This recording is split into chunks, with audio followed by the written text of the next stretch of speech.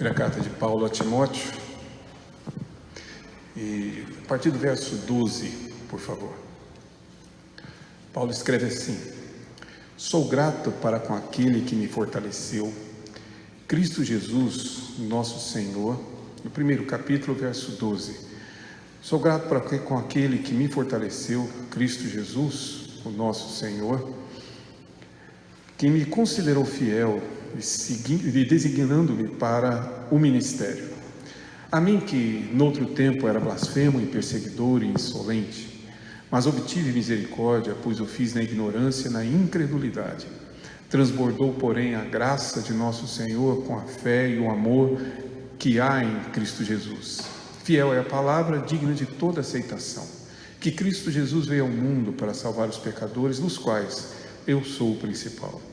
Mas por esta mesma razão me foi concedida misericórdia, para que em mim o principal evidenciasse Jesus Cristo a sua completa longanimidade, e servisse eu de modelo quantos hão de crer nele para a vida eterna.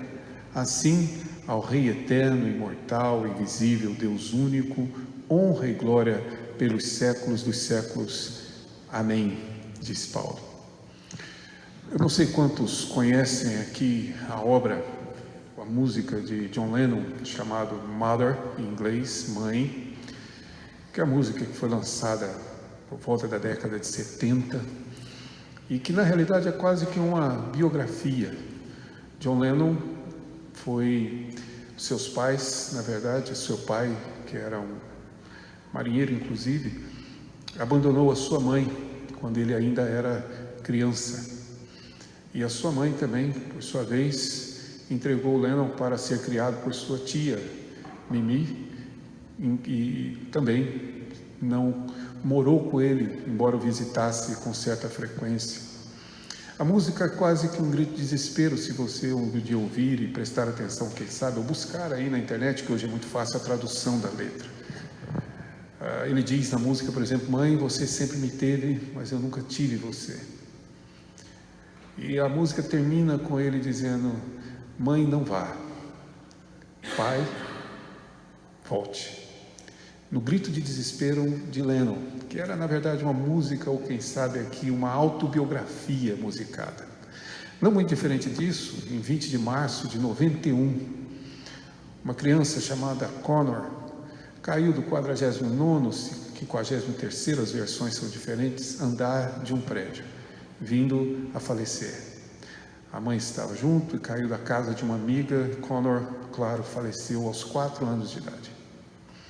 E seu pai compôs, naquela década, uma música chamada Tears in Heaven, Lágrimas no Céu, que se tornou um grande sucesso. Na verdade, Eric Clapton, famoso artista, compositor, guitarrista, foi quem compôs a música, falando, quem sabe, de um pedaço da história da sua vida, a perda do seu filho Connor, que aliás é exatamente a letra da música. Se eu te encontrar no céu, será que você ainda saberá o meu nome? Será que você vai me reconhecer? A perda trágica sofrida por Clapton, que havia tido uma outra perda muito trágica, de um grupo que tocava com ele e que caiu de helicóptero 7 meses antes da morte de Connor, seu filho. Mas ele traduziu isso na música. Há aquelas pessoas com talento para escrever e que transformam ou que escrevem as suas histórias, ou seus momentos de vida, ou suas biografias, em música, em poesias, em pinturas, ou mesmo em escritas, né? Quando se escreve, por exemplo, o autorretrato de Van Gogh é até hoje estudado porque expressa toda a depressão que ele vivia. Alguns artistas transcrevem para o papel exatamente aquilo que a sua vida significa, ou aquela sua história de vida. Pois bem, é basicamente o que eu gostaria de chamar a atenção dos irmãos para esse texto de Paulo. Isto aqui é uma doxologia. Ora, o que é doxologia? A palavra doxa, em grego, significa glória. Doxologia é, na verdade, uma glorificação a Deus, mas em geral feita por meio de músicas, como essa que acabamos de cantar, que perdemos a música, só temos a letra em Romanos, e por isso a gente põe uma música nova em cima da letra que está lá. Como os salmos que cantamos, vários deles são doxologias, ou seja, são glorificações a Deus por meio de cânticos, de músicas, neste caso que Paulo compõe a sua doxologia. E é interessante porque essa é uma forma comum de escrita. Se você voltar a Efésios, você vai ver que no início de Efésios tem lá a sua doxologia também, uma apresentação, uma doxologia ou uma oração, e aí a sequência da carta. Então isso faz parte da maneira de escrever, mas Paulo aqui transcreve exatamente a sua perspectiva, ou melhor, a perspectiva que ele faz da sua vida através de uma música. E essa talvez seja a grande diferença. Uma vida não menos sofrida do que a de Clapton, uma vida não menos dolorosa do que a de Lennon, mas ao invés de músicas de tristezas e músicas, digamos assim, de desespero, Paulo escreve uma doxologia. Essa talvez seja a grande diferença, a perspectiva com que ele enxerga a vida, a perspectiva com que ele analisa a sua própria vida, o leva a fazer exatamente essa doxologia. Ele tem consciência, Paulo sabe disso, e conclui com esse louvor a Deus, termina dizendo: ao Deus imortal, invisível, a Ele a glória para sempre, amém. Essa conclusão que Paulo tem, que a sua vida é resultado de uma ação soberana de Deus, da maneira como Deus age, a maneira como Deus conduz, ele tem certeza disso. Aos Coríntios, no capítulo 15, verso 10, a sua primeira carta, por exemplo, ele vai escrever aos Coríntios dizendo: pela graça de Deus eu sou o que sou. Razoavelmente diferente do que a gente faz, né? A gente geralmente acha que é o que é porque a gente consegue fazer as coisas. Paulo já diz: olha, pela graça de Deus eu sou o que sou. Nada do que eu sou é fruto senão da graça de Deus sobre mim. Portanto, Paulo olha para a sua vida, enxerga na sua vida graça. E para nós entendermos muito bem o que ele está escrevendo aqui, precisamos ponderar na maneira como ele reconhece essa soberania de Deus sobre a sua vida, a forma como ele a descreve. Aliás, é exatamente assim que ele começa no verso 12, dizendo: sou grato a Deus. Grato a Deus porque eu sou o que sou, a maneira como a minha vida é conduzida, a maneira como a minha vida é. Eu não sei se você percebe, mas eu, enquanto lia e estudava, comecei a me questionar, porque muitas vezes a insatisfação que temos com a vida que vivemos, com a condição que estamos, com aquilo que de alguma forma possuímos, nós sempre estamos insatisfeitos de alguma forma. Raramente somos satisfeitos com aquilo que Deus produziu e conduziu na nossa vida. Então, nós geralmente introduzimos a nossa perspectiva de vida, não começa com eu sou grato. Veja bem, e o sou grato de Paulo não vem acompanhado de uma lista de pedidos. Senhor, eu sou grato pelo que o Senhor fez, mas eu gostaria... Não, o grato de Paulo é suficiente. A sua vida no seu todo é, na verdade, entendida como uma ação de gratidão. E para entender isso, nós precisamos recorrer aqui um pouco a essa biografia de Paulo, que nem sempre é muito conhecida. Eu quero convidá-los a ir a algumas outras passagens, primeiro para entendermos a vida dele, depois entendemos a passagem. Então, por favor, capítulo 21 de Atos dos Apóstolos.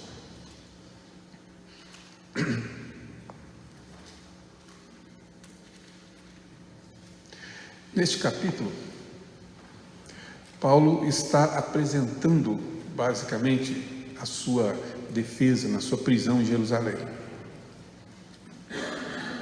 Paulo é preso e acusado, e então, porque ele estava conversando com Trófimo, e depois viram Trófimo no templo e julgaram que Paulo tivesse introduzido Trófimo no templo, e Trófimo na verdade não era circuncidado, porque não poderia ser preso, e aquela, digamos, ira que já existia contra o apóstolo Paulo se manifestou, e a multidão então prendeu Paulo, e Paulo só não foi linchado pela intervenção do poderio ou do governo do Império Romano, que aqui o trouxe sob seu cuidado, levou junto com ele.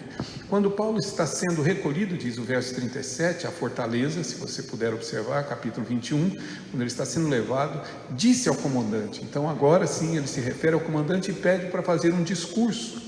E aqui começa o discurso de Paulo, se você puder perceber. Diz ele, dizendo, verso 37, é-me permitido dizer-te alguma coisa?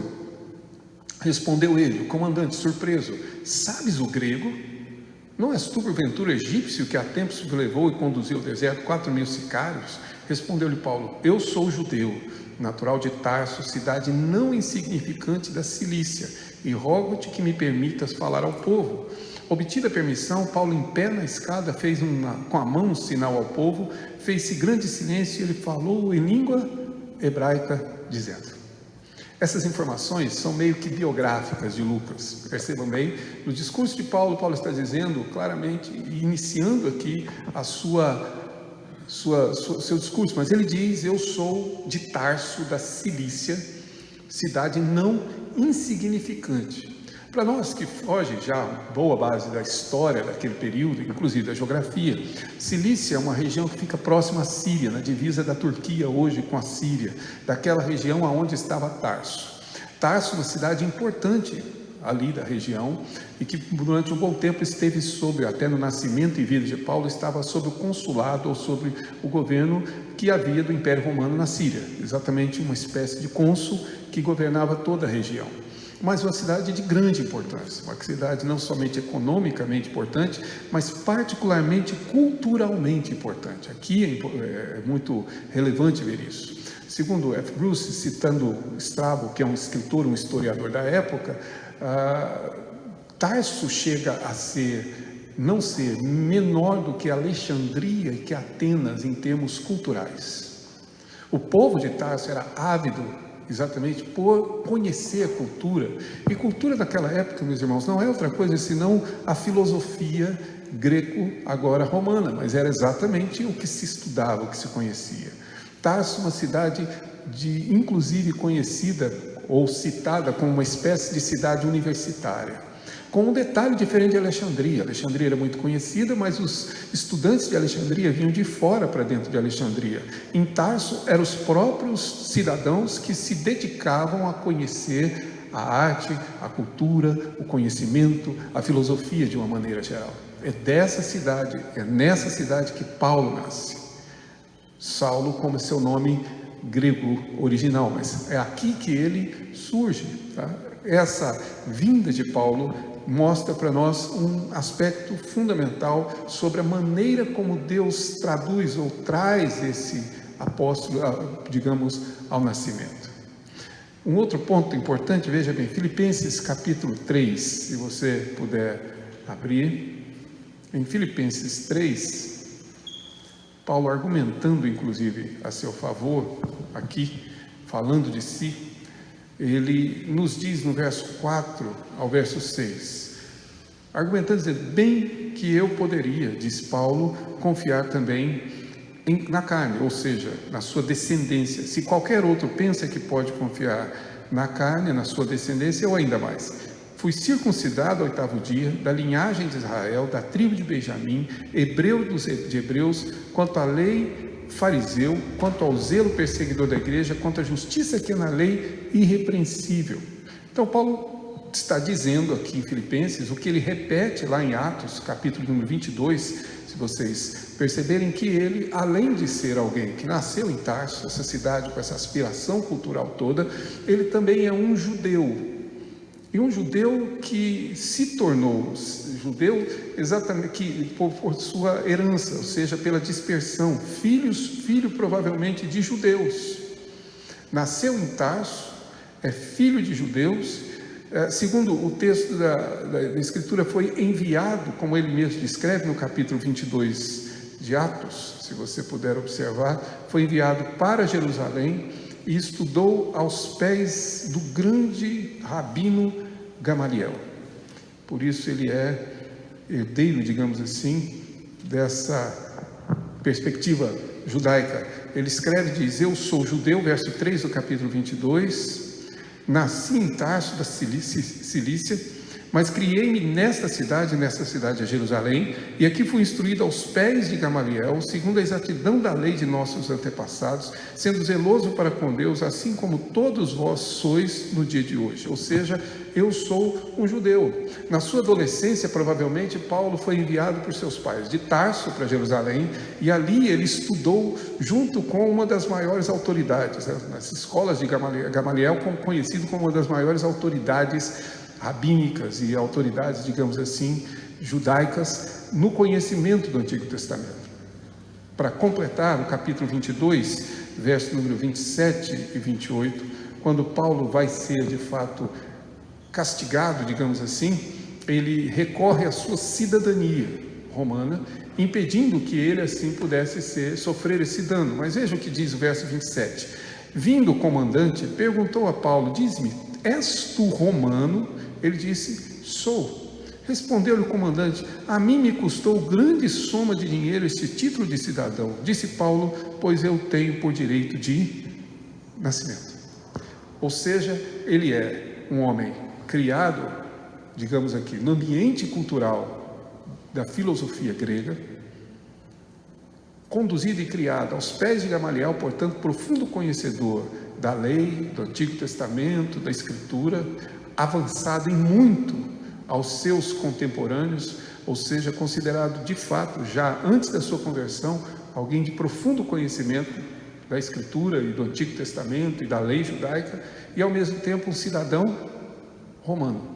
Provavelmente seu avô, bisavô, recebeu essa dádiva. Naquela época, alguns generais o faziam, para manter a chamada Pax Romana. Eles traziam algumas autoridades locais, permitiam que eles continuassem governando com sua própria religião, seu próprio governo, mas eles se tornavam então fiéis ao Império Romano, e eles davam então títulos de cidadania, que eram direitos legais superiores a algumas dessas, digamos, dessas importantes pessoas locais. Provavelmente os familiares, alguns dos familiares de Paulo foi, e por isso na descendência os outros filhos e assim sucessivamente se tornam ainda cidadãos romanos. E Paulo diz: eu sou cidadão romano de nascimento, sou judeu e sou conhecedor desse pensamento. Tanto que é essa a surpresa do comandante. Pergunta para ele: você fala grego? Que achou que ele era o egípcio que havia criado a revolta. Você fala grego? Paulo diz: falo, e fluentemente. E então, quando ele começa a fazer discurso em Jerusalém, ele abre os seus lábios e faz o discurso em hebraico, provavelmente aramaico, que é a língua filha do hebraico, mas ele faz o seu discurso também na língua, ou seja, alguém versado. O que eu quero apontar aqui com os irmãos neste caso é que, claramente, a vida de Paulo não é um acidente de percurso. Há uma maneira equivocada que as pessoas analisam as suas vidas. A equivocada da seguinte forma: a gente pensa que porque eu possuo certos dons, certos talentos, certa capacidade, Deus então resolve me usar, tá certo? No meu caso, por exemplo, me converti na adolescência. Tinha alguns pouquíssimos talentos, digamos assim. E aí, claro, à medida que eu me converti, a impressão que eu tenho é: eu sou bom nisso e bom naquilo, por isso Deus vai me usar assim. Quando na realidade a perspectiva que Paulo tem da Escritura é diferente, ou da sua vida é diferente. Ele entende que desde o início Deus conduziu a minha vida para que eu possuísse esses talentos, para que eu possuísse essas capacitações, para que eu possuísse exatamente essas condições. Paulo não é apenas um grande, digamos, gênio da teologia, ou, claro, sem considerar a pessoa de Jesus Cristo, o maior teólogo do Novo Testamento. Claro que é. Mas é porque Deus trabalhou esse homem, Deus formou esse homem, Deus planejou.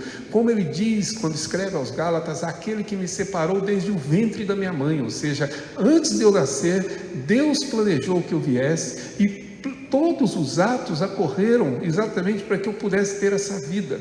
E fundamental aqui entender que não é Deus atuando, digamos assim, em função de Paulo, mas Deus conduzindo a vida de Paulo em função do próprio Deus, dos seus próprios planos. Assim, ele olha para a sua vida e para a sua história, e quando ele diz sou grato, claro, ele se lembra exatamente de como Deus deu a ele essa capacidade de escrever o que ele escreveu, de considerar o que ele considerou, de entender o Evangelho da maneira como ele entendeu, de ser um homem com capacidade de dialogar com as questões filosóficas de igual para igual. No Areópago, em Atenas, a mesma coisa, ele discute com os homens de igual maneira. Quando você lê as suas cartas, por exemplo, várias delas fazem uso de recursos filosóficos, como por exemplo a chamada diatribe, que é um recurso filosófico. Ele discute com filósofos estoicos, sejam eles quais forem, de igual para igual.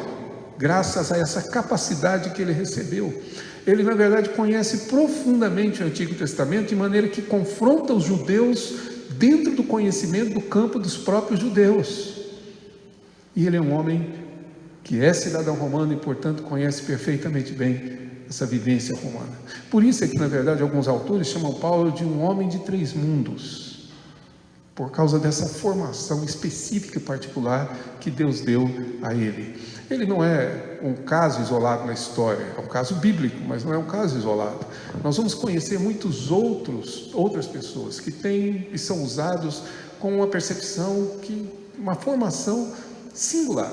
Se você quiser, já indiquei, volto a indicar, leia os livros de C.S. Lewis e você vai perceber que ali existe claramente uma ação de Deus preparando um homem para que ele pudesse cumprir exatamente o seu papel na história. Ou, se preferir, leia as obras de Schaeffer, um homem que pensava e que via o mundo com uma antecedência e uma capacidade, uma visão, uma perspectiva que é rara, mas isso, na verdade, não é uma habilidade humana simplesmente. É um Deus conduzindo e preparando essa vida para servi-lo, e não é com alguns. Isso Deus faz com todos nós, com as nossas capacidades, com as nossas condições.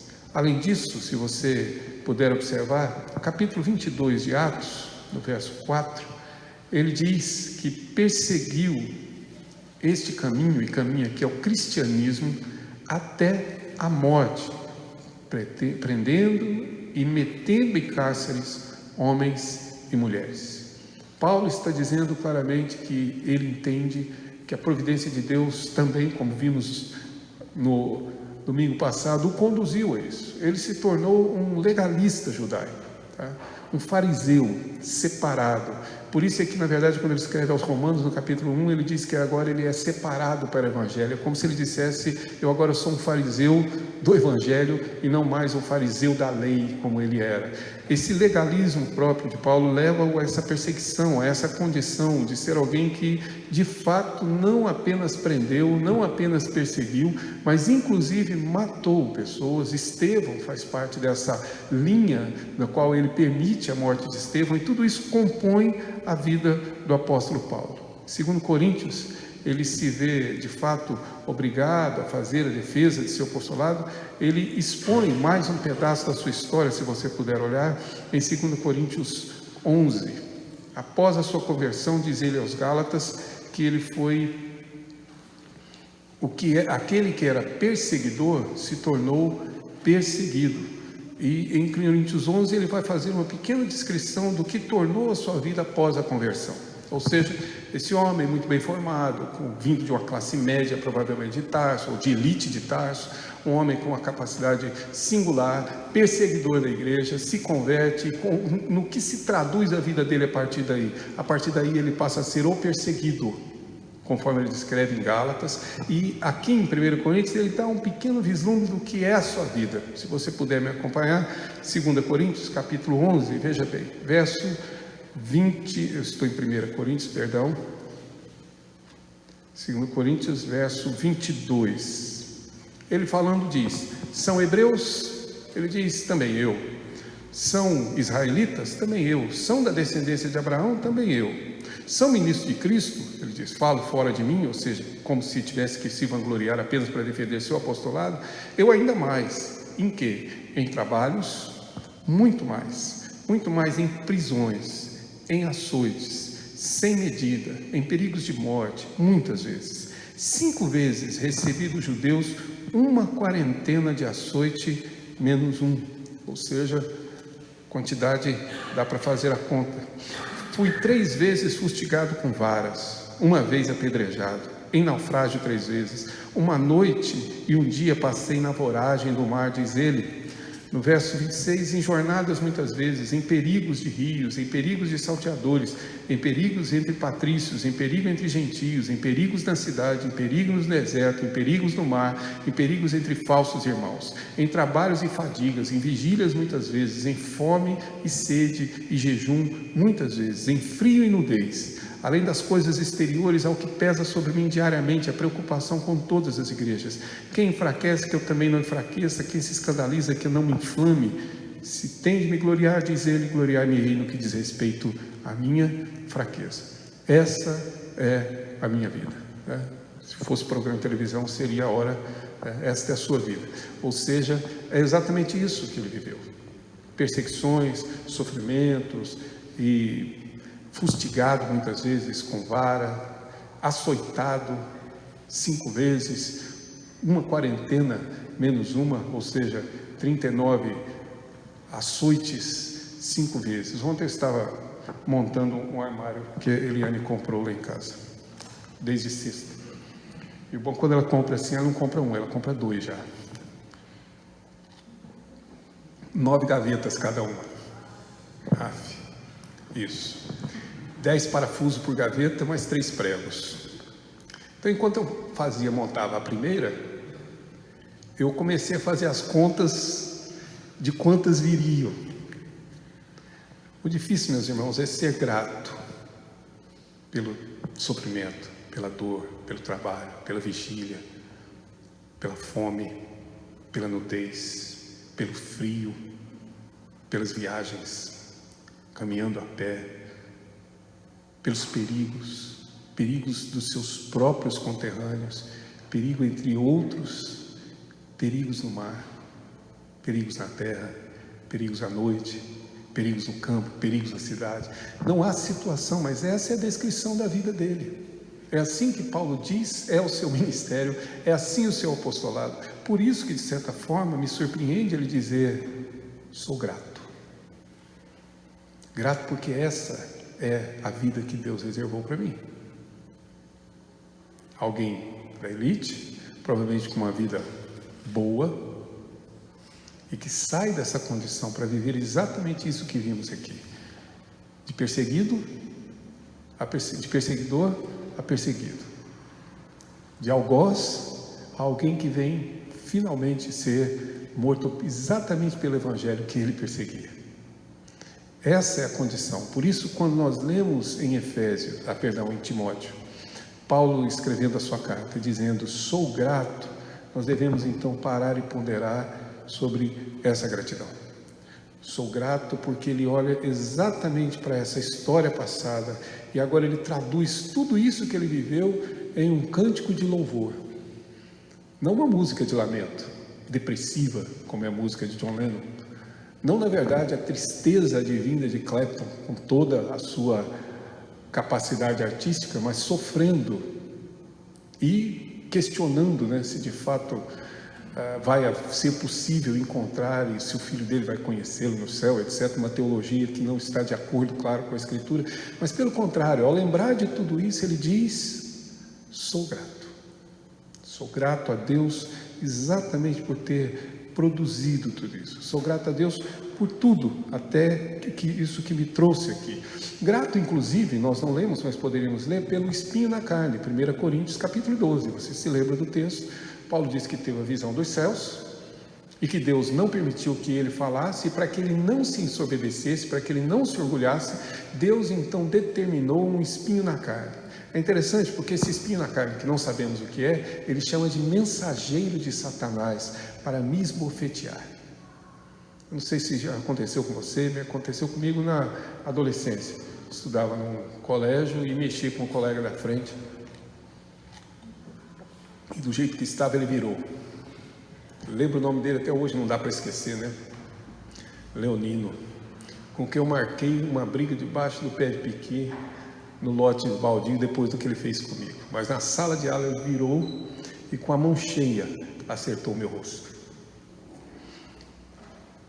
Em muitas ocasiões, talvez, não sei se você vai concordar comigo, mas o tapa no rosto dói muito mais no orgulho do que um murro. É quase que uma espécie de humilhação pública, essa afronta. Paulo está dizendo que Deus enviou um espinho na carne. Deus permitiu que um mensageiro de Satanás o esbofeteasse todos os dias, pelo qual ele pediu a Deus 3 vezes, e a resposta de Deus foi: a minha graça te basta. Ele, na verdade, passa agora a viver, e passa, na verdade, a conviver com esse espinho na carne, até o fim dos seus dias. A resposta de Deus é que não vou retirar de você o espinho na carne. Meus irmãos, eu não sei o que era esse espinho na carne. Alguns dizem que era problema de vista, porque Paulo em Gálatas escreve: vede com grandes letras os escrevi, então uma enfermidade. Outros dizem que era outro tipo de enfermidade. Alguns autores entendem que na verdade é a perseguição judaica que o acompanhou até o fim, portanto era um mensageiro de Satanás ali, mas para que ele não se orgulhasse. Mas ele passa todos os dias, com esse espinho na carne. E ainda assim ele diz: sou grato pela vida que Deus me deu, sou grato por aquilo que Ele de fato fez. E é exatamente essa gratidão que vem de um reconhecimento. Esse reconhecimento de Paulo que nós lemos em 1 Timóteo, se você puder voltar ao texto, é um reconhecimento em primeiro lugar acerca de quem ele é. Aqui realmente entendemos um pouco dessa condição e dessa perspectiva que Paulo tem. Ou seja, geralmente nós não compreendemos ou não temos gratidão porque temos uma maneira estranha de lidar com a culpa. Quando existe uma culpa em nosso coração, ou em geral negamos, ou por outro lado atribuímos a outros, sempre alguém é culpado em nosso lugar, ou justificamos a nossa culpa. Paulo em momento algum justifica, nem atribui a outro e nem muito menos nega. Ele assume toda essa culpa. Ele diz: eu de fato fiz. Porque eu tenho uma perspectiva correta da graça de Deus, eu preciso ter uma perspectiva correta da minha falta, da minha culpa. Aliás, gratidão, eu diria, é proporcional àquilo que enxergamos ou entendemos de culpa e graça. A gratidão, ela é uma proporção exata sobre isso. Quanto maior a minha culpa, maior para mim é a graça. Quanto menos eu me sinto culpado, naturalmente a graça também é menor, porque não há uma necessidade, porque eu não sou tão ruim assim.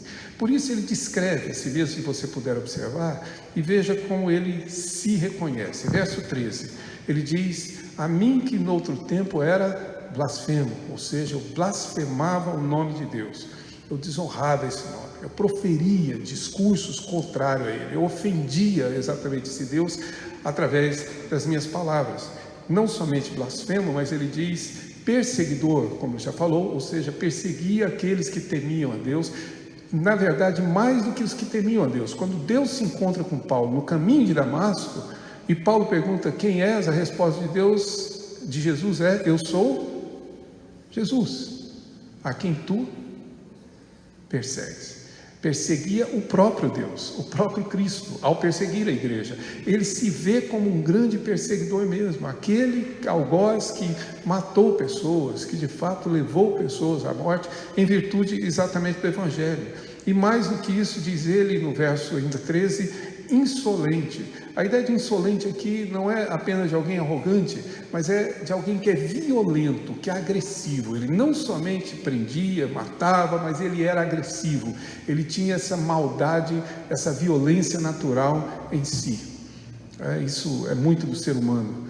Uma época que eu fui fazer aconselhamento com um adolescente e perguntei para ele se podíamos conversar e tudo mais, era um período de férias. E ele falou que sim, podíamos conversar. E aí, tá bom, onde é que a gente se encontra para conversar? Pensei eu que ia, quem sabe, tomar um sorvete, uma coisa. Não, eu estou querendo, eu vou lá no cinema assistir um filme, puder ir comigo? Falei: tá, tudo bem, vamos, né? Sessão da tarde, função pastoral. Lá vou eu, 2 horas da tarde, de um dia de semana, assistir filme no cinema. Ainda... me lembro, se eu não me engano, ainda era o chamado Cine Capri que tinha em Goiânia, lá no centro e tal, mas fomos lá, eu e aquele adolescente. A sessão só tinha adolescente, né? O mais velho com certeza era eu e os funcionários do cinema, mas só molecada. O filme fantástico, aquele concorrente ao Oscar de melhor ator, né? Era um filme do Arnold Schwarzenegger. Aquela expressão facial que ele possui, aquela capacidade interpretativa. Filme de violência, do começo ao fim.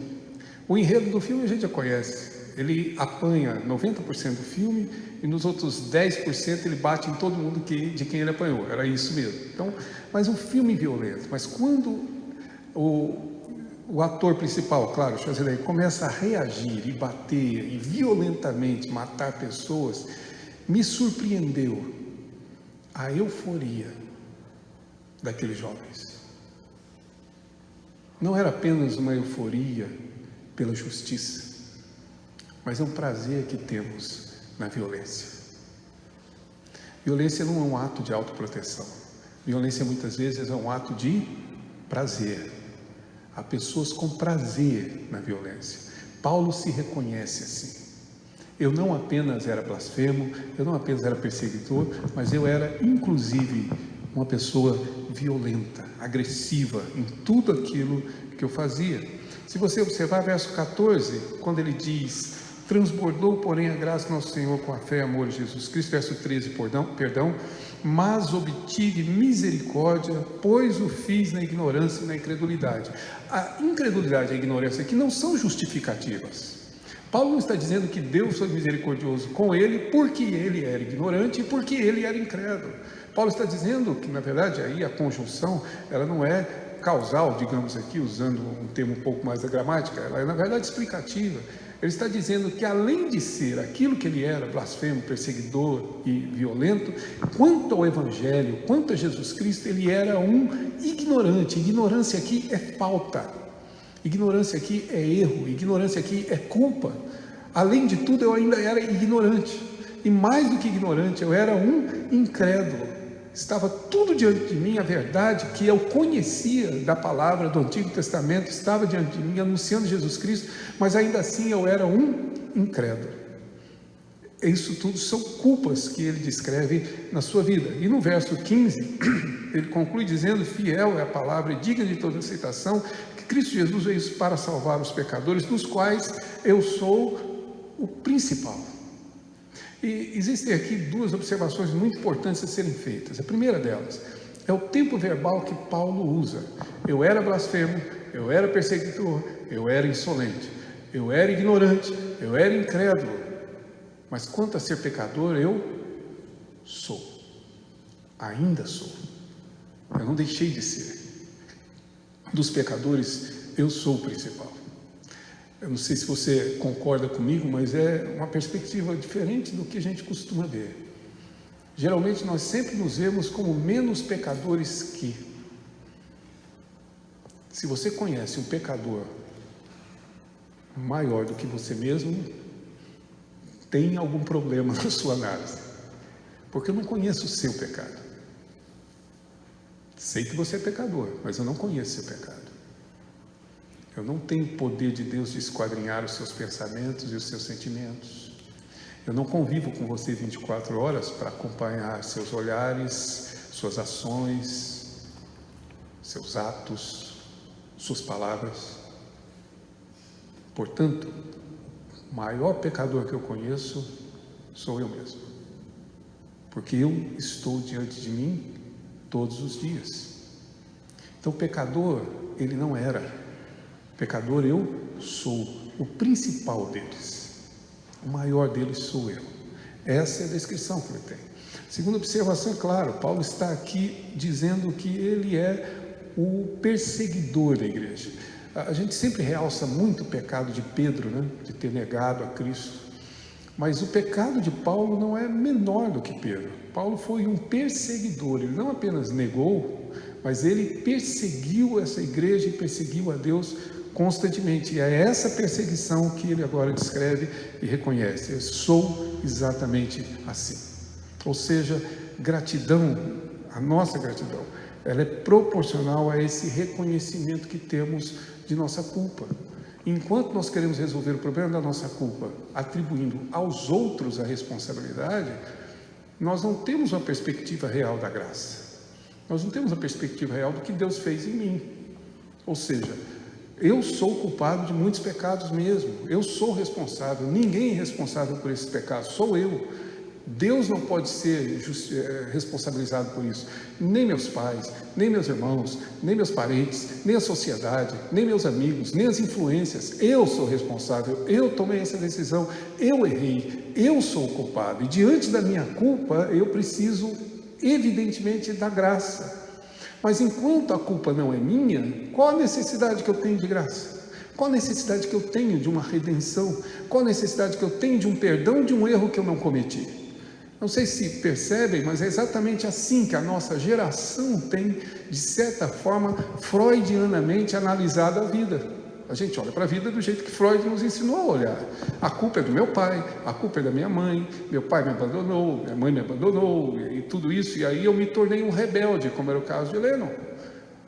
Tá, vida sofrida sim, mas o amigo dele, Paul McCartney, perdeu a mãe também na infância, e nem por isso se tornou um rebelde de coração. Essa justificativa não existe, mas nós, na verdade, precisamos compreender que quanto mais eu justifico as minhas faltas, quanto menos eu reconheço a minha culpa, menos eu reconheço também essa graça. É por isso que Paulo inicia dizendo: sou grato, porque eu merecia a condenação, eu merecia muito mais do que Deus providenciou em minha vida. Nada do que ele sofreu foi merecido, e é esse o nosso ponto. Nós, na verdade, julgamos merecedores. Aos nossos olhos, nós não merecemos os sofrimentos, não merecemos as dores, não merecemos as injustiças.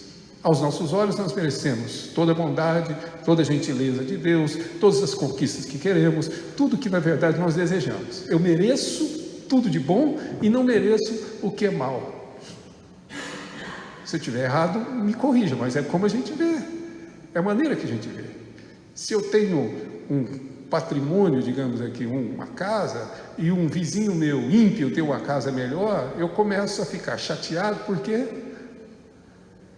eu mereço e ele não, tá certo? Se eu tenho, na verdade, um amigo que na realidade é completamente ímpio e de alguma forma vive bem e eu vivo mal, eu começo a questionar a Deus, afinal de contas.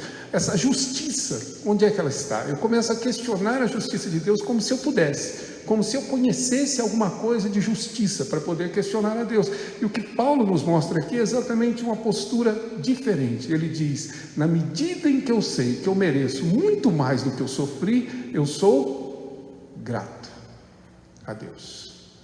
Talvez por isso que ele poderia dizer: alegrai-vos no Senhor, e viver uma vida alegre com todas as privações.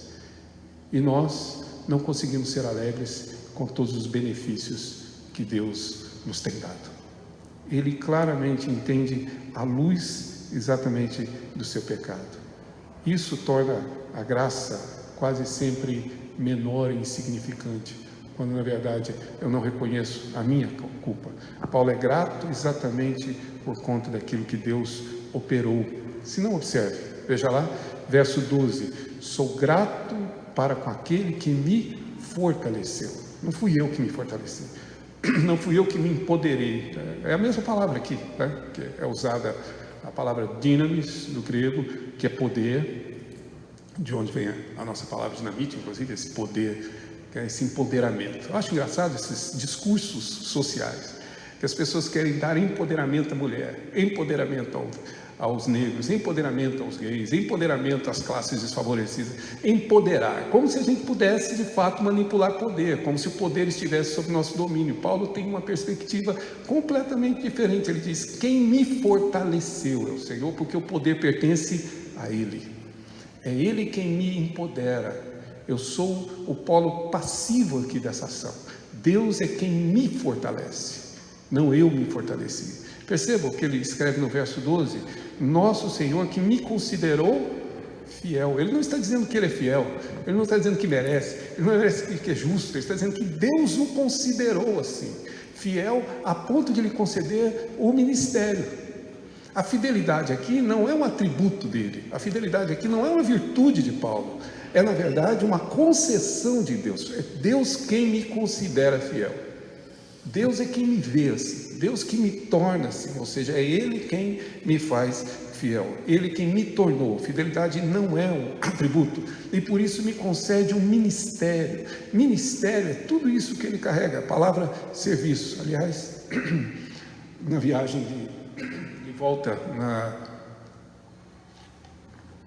dia 1º, paramos para abastecer, chuvinha básica de São Paulo, trânsito carregado, todo mundo voltando, né? Quase todo mundo, e paramos para abastecer. E aí eu desci como sempre as mulheres foram fazer o seu pit stop também, e eu fui abastecer. Enquanto eu estava abastecendo, passei, então conversei com a atendente, que era uma que estava no caixa, e desejei feliz ano novo, etc e tal. Falei, vai ser, mas com certeza esse ano novo vai continuar do mesmo jeito. Eu vi que ela estava meio amarga. Eu falei, o que aconteceu? Eu falei, é esses morcegos. Eu não entendi, né? Morcego, a gíria, para mim, eu não entendi. Ela falou, você deve conhecer gente que não trabalha, não faz nada e o serviço fica tudo para você no lugar dele. Eu falei, mesmo, Aí ela começou a me contar a história e eu tive que parar, não acabei de ouvir a história, porque o meu carro estava interrompendo a passagem, o abastecimento de outro carro. Eu fui retirar o carro. Mas a amargura dela em dizer que alguém, na verdade, estava trabalhando menos e ela tinha esse serviço além, porque estava fazendo trabalho de aspas, morcego, né, como ela disse. E eu comecei a comentar com ela, falei, mas esse é o nosso problema, que enquanto a gente olha para o trabalho com uma perspectiva negativa. Amanhã nós vamos levantar vários de nós para ir para o trabalho. E hoje reclamamos que teremos que trabalhar amanhã. O serviço é uma graça de Deus em nossa vida. O trabalho é uma bênção. Mas nós reclamamos, queixamos de todos eles. Paulo diz exatamente o contrário. Ele me fortaleceu, me considerou fiel e me deu um serviço, me deu um ministério. Ministério que não é honra, é um trabalho que repousa sobre mim. São eles hebreus? Eu também sou. São eles israelitas? Eu também sou. Eles trabalham? Pois eu trabalho muito mais, diz Paulo. Muito mais em fadiga, muito mais em jejum, em fome, em nudez, em sede. Muito mais. É essa a descrição e a perspectiva que ele tem. Deus me considerou. Verso de número 13. Verso 13, exato. Mas obtive misericórdia. Ou seja, tudo isso que Deus concedeu a mim, tudo que se conduziu em minha vida é ato de misericórdia de Deus. Não é, na verdade, uma punição, não é um castigo. Que é aquilo que eu falei, um amigo lá, amigo nosso de Goiânia, eles é uma família bastante conhecida lá, uma família inteira, e ele sempre falava, ele gostava de falar assim, meio que em língua roceira, e eles gostavam de dizer para a gente que quando acontecia alguma coisa, que tem chifre enterrado no quintal. Alguma coisa oculta que faz com que na realidade você sofra punição. Então, aconteceu alguma coisa errada, você entra nessa teologia de que provavelmente eu cometi um pecado, tem um pecado oculto que nem eu sei, que está lá preso, que enquanto eu não resolver o primeiro pecado, Deus irá me castigar. É essa visão, essa teologia de castigo que temos, de um Deus pronto a nos punir sempre, por cada erro, cada tropeço que fazemos. Paulo diz exatamente o contrário. Ele me concedeu misericórdia. E o que eu vivo hoje é resultado da misericórdia de Deus. Verso 14. Transbordou a graça de nosso Senhor. Essa graça, ela transbordou em mim. É essa graça que trouxe a ele, ou a isso que ele chama de graça. Não só o ministério, não só a vida com Cristo, mas todo o sofrimento que essa vida com Cristo trouxe. Todas essas limitações, todas essas dores, toda essa história de vida, ele conclui, é fruto de uma graça que transborda, que é superabundante, que vai além das medidas, que é desconhecida.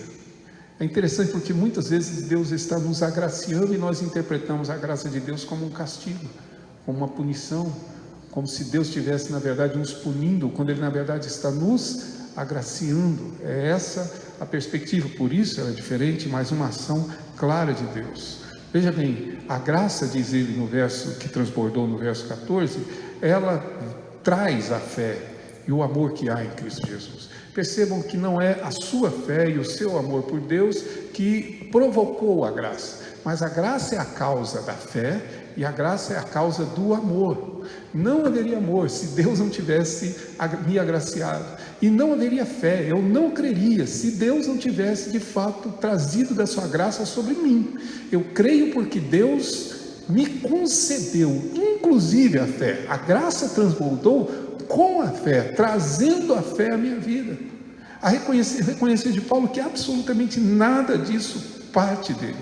A sua vida, na verdade, faz parte desse plano de Deus. Verso 15, ou seja, fiel é a palavra e digna de toda aceitação, que Jesus Cristo veio salvar os pecadores, dos quais eu sou o principal. Ele me concedeu salvação, ele me livrou exatamente dessa vida vazia, sem sentido, e que na realidade se repete numa espécie de neurose, tá? Eu agrado a uma divindade para que essa divindade seja favorável a mim. É assim que as religiões funcionam. Ou então não existe divindade, mas tudo que eu tenho eu conquisto com a minha força, negando completamente qualquer possibilidade, inclusive de boa convivência ou de convivência social. Ou seja, tudo isso sempre olhado sob essa perspectiva, e a resposta dele é exatamente o contrário. Ou seja, essa graça se manifestou trazendo essa salvação a mim, que sou o principal. Por quê? Verso seguinte, ele vai dizer: por esta mesma razão me foi concedida essa misericórdia, para que em mim, o principal, eu servisse de modelo a tantos quantos hão de crer. Ou seja, Paulo é nosso modelo. Se Deus pode tomar um perseguidor da igreja, um blasfemo, e transformá-lo em seu servo, por que eu e você não podemos ser? Porque a nossa vida não pode ser. Se a vida de Paulo é modelo, é exemplo, Deus me tomou e me fez de exemplo ao mundo. Essa visão que Paulo tem nos ajuda agora a entender finalmente e conclusivamente o que ele vê como providência. A sua vida é resultado da providência de Deus. Antes que houvesse mundo, diz Paulo, Deus o elegeu e planejou todos os detalhes para que sua vida cumprisse um plano de Deus.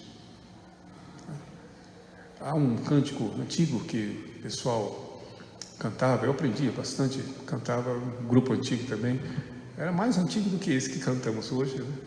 E não dá para ficar citando o cântico antigo, porque acabam deduzindo quantas eras, né, a gente possui, quantos séculos, mas esse cântico ele dizia, me lembro bem, era muito emocional, dizia: Deus tem um plano para mim. A Bíblia aqui diz assim: Deus tem um plano para cada um. Não está errado completamente, mas a minha preocupação é que nós começamos a viver a vida como se Deus tivesse um plano para o Joer, e não a ideia de que o Joer faz parte de um plano maior, dele e não meu. A minha vida pertence a Ele. Ele planejou. A maneira como eu nasci, de onde eu vim, os pais que eu tive ou que eu não tive, a forma como isso se conduziu, todos os percalços, reveses, dores, realizações, conquistas, estudos que tivemos, a maneira como Ele graciosamente foi moldando a nossa vida e fazendo com que nós pudéssemos ser o que somos, pela graça dEle.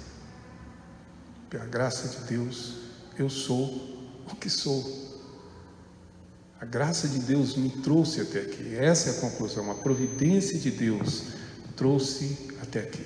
Essa é a convicção de Paulo. Em 2 Timóteo, capítulo 4, quando ele conclui uma das suas cartas, ele diz que ele já está sendo oferecido em libação.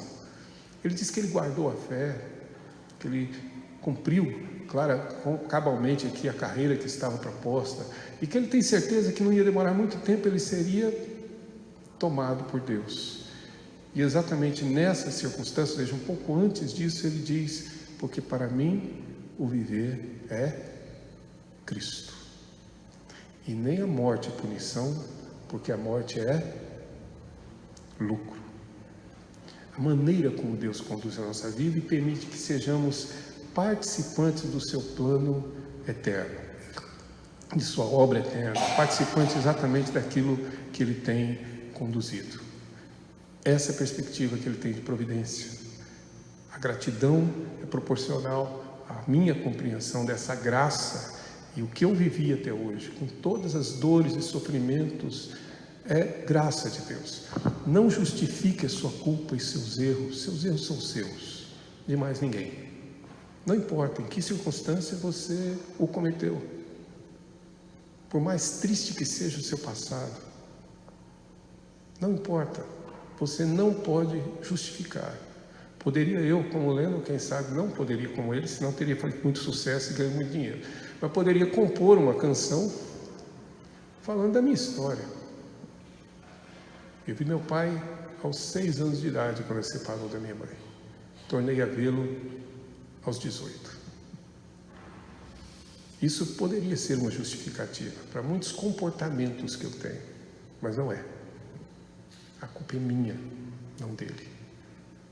Ele carrega as suas faltas e eu carrego as minhas. É por isso que eu preciso dessa graça que transbordou sobre mim.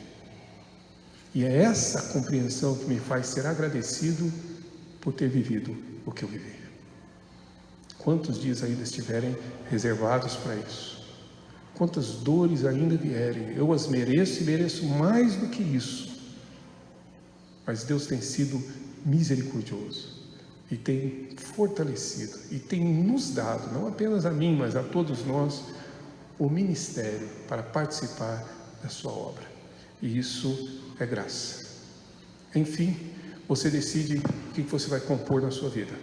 Uma música de desespero, uma música depressiva, ou você pode transformar a sua vida numa grande doxologia. Fazer com que constantemente a sua vida seja um cântico de louvor e de glorificação ao nosso Deus. Porque faz parte de um plano e de uma providência divina graciosa sobre nós. É por isso que nascemos onde nascemos, crescemos como crescemos, fomos criados dessa forma, fomos alcançados de uma maneira, fomos transferidos de outra, e assim a nossa vida é conduzida de acordo com o plano soberano de um Deus gracioso. Eu espero que eu, como você, possamos dizer com Paulo, sou grato a Deus. E mais do que isso, concluir dizendo assim ao Rei eterno, imortal, invisível, Deus único, honra e glória pelos séculos dos séculos. Amém. Que essa seja a conclusão da nossa música, mas que seja a conclusão da nossa vida também. Que até o último dia seja isso que a nossa vida promova, a glória e a honra de Deus. E podemos sair daqui felizes, porque não recebemos o castigo que merecemos, nós recebemos uma graça imerecida. O que você tem é muito, mas muito, muito mais do que você merece. Descanse em Deus e usufrua da sua graça, é o convite que eu faço a você. Confie na sua providência, porque sua vida não é uma sequência de acasos e não são escolhas aleatórias. A sua vida é um plano eterno de um Deus gracioso que há de usar você para o cumprimento da sua história da redenção. Que seja assim, para a glória dele, para a nossa alegria e paz também. Quero convidá-los para que cantemos mais uma vez, e vamos cantar um dos cânticos que cantamos ao final, no início.